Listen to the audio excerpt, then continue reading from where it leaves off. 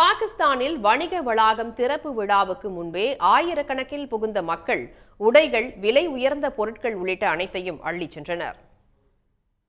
வெளிநாட்டில் வசிக்கும் பாகிஸ்தான் வம்சாவளி தொழிலதிபர் ஒருவர் கராச்சியில் ட்ரீம் பஜார் என்ற பெயரில் பிரம்மாண்டமான வணிக வளாகத்தை கட்டியுள்ளார்.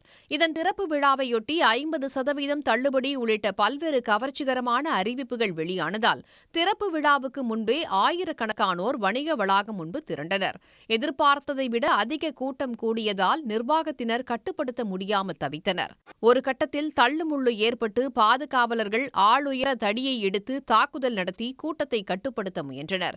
இருப்பினும் முண்டியடித்த வாடிக்கையாளர்கள் தடைகளை தாண்டி கண்ணாடி கதவுகளை உடைத்துக் கொண்டு வணிக வளாகத்தில் புகுந்தனர். கிடைத்தவரை லாபம் என நினைத்து கண்ணில் தென்பட்ட பொருட்களை வாரி சுருட்டிக் கொண்டு அதே வேகத்தில் பலர் தப்பிச் சென்றனர். குறிப்பாக அரை மணி நேரத்தில் வணிக வளாகத்தை மொத்தமாக சூறையாடினர். பொருட்களை திருடியதோடு மட்டுமின்றி வணிக வளாகத்தையும் அடித்து நொறுக்கி சேதப்படுத்திய நிலையில் பாதுகாவலர்கள், பணியாளர்கள் எதுவும் செய்ய முடியாமல் அதிர்ச்சியில் உறைந்தனர். அதன் பிறகு அங்கு விரைந்த ராணுவத்தினர் அனைவரையும் வெளியேற்றி பாதுகாப்பு வளையத்தை ஏற்படுத்தினர். உடனுக்குடன் செய்திகளை தெரிந்து கொள்ள சன் நியூஸ் பெல் ஐகானை கிளிக் பண்ணுங்க.